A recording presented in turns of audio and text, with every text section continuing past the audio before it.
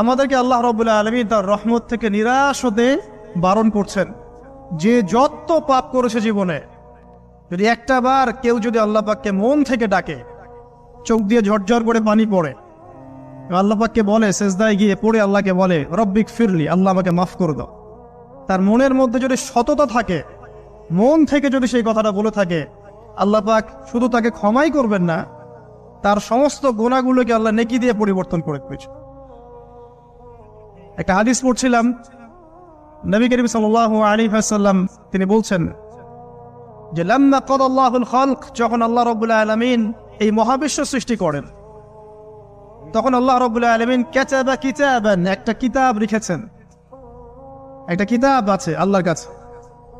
কাতাবা কিতাবান ফাহুয়া ইনদাহু ফাওকাল আরশ, যেই কিতাবটা আল্লাহর নিজের কাছে আছে আরশের উপরে, সেখানে আল্লাহ পাক লিখে রেখেছেন। কি লিখেছেন? ইন্না রাহমাতি সাবাকাত গদাবি, প্রতিটা ক্ষেত্রেই আমার রহমত, আমার দয়া, আমার করুণা আমার গজবকে পরাজিত করেছে। মানে আল্লাহ রাব্বুল আলামিনের গজব এর উপরে আল্লাহ পাকের রহমত অবস্থান করছে। জীবনের কোনো ক্ষেত্রে হতাশ হওয়ার কোনো সুযোগ নাই। আজকে পারিবারিক ভাঙন বলেন, ব্যক্তি পর্যায়ের আত্মিক ধ্বংসই বলেন, সমাজের বিপর্যয় বলেন, যাই বলেন, পিছনে একটা বড় কারণ আছে।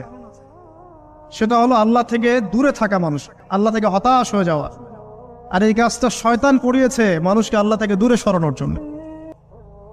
কিন্তু আল্লাহ রাব্বুল আলামিনের কাছে কেউ যদি যেতে চায়, মন থেকে যদি আল্লাহকে একটা বারও ডাকে, আল্লাহ পাক এক ডাকের মাধ্যমেও তার গুনাহ মাফ করতে পারে।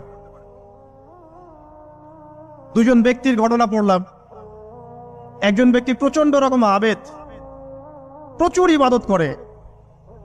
আপনারা জানেন ইবলিসও কিন্তু আবেদ ছিল, ইবলিস কিন্তু প্রচুর ইবাদত করেছে।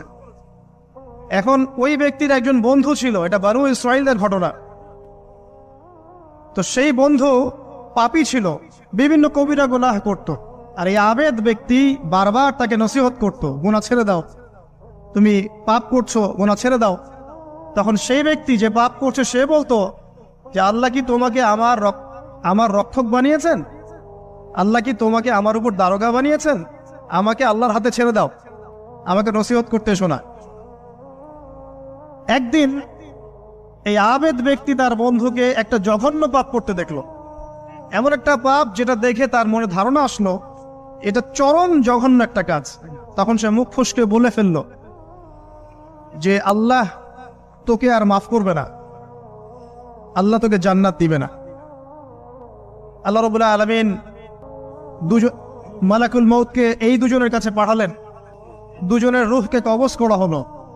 এবার আল্লাহ পাক তার সামনে তাদেরকে উপস্থাপন করে বললেন যে তোমাকে আমার রহমত সম্পর্কে কে গ্যারান্টি দিয়েছে যে আমি কাউকে রহমত করব কি করব না? যাও, আমি তোমাকে জাহান্নামে পাঠালাম, ওই ব্যক্তি যে আমার রহমত প্রত্যাশা করেছে আমি তাকে জান্নাত দিয়ে দিলাম। দেখুন, এই হাদিসটা শুনলে মনে হয় বাহ্যিক হয়তো বা মুখের একটা কথার কারণেই সে জাহান্নামে চলে গেল। আসলে বিষয়টা এমন নয়। বিষয়টা আমি আপনাকে বোঝাচ্ছি। বিষয়টা হচ্ছে ইবলিসের মতো।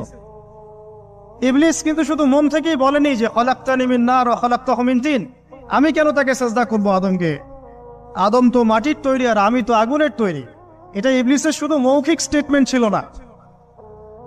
কারণ কি ছিল? আবা ওয়াস্তাকবার, সে উদ্ধত হয়েছিল, অহংকার প্রদর্শন করেছিল। ভিতর থেকে ইন্টারনালি সে অহংকারী ছিল, সে আন্ডার এস্টিমেট করে কথাটা বলেছে, শুধু মৌখিকভাবে বলে নাই। কিন্তু ঠিক এই ব্যক্তির ঘটনা এমনই, সে মন থেকে অহংকারী হয়ে উঠেছিল, যদিও বা সে আবেদ ছিল।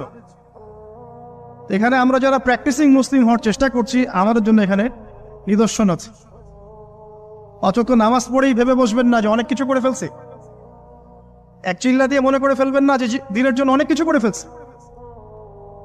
একটা হজ করেছেন, ওমরা করেছেন, সিয়াম রেখেছেন, দিনের জন্য দান সদকা করেছেন, একটা মাদ্রাসা মসজিদ করেছেন, ভেবে বসবেন না আপনি সব অনেক কিছু করে ফেলেছেন এবং অন্যরা সব ককরোচ তেলাপোকা, ওরা জাহান্নামে যাবে, এমনটা মনে করবেন।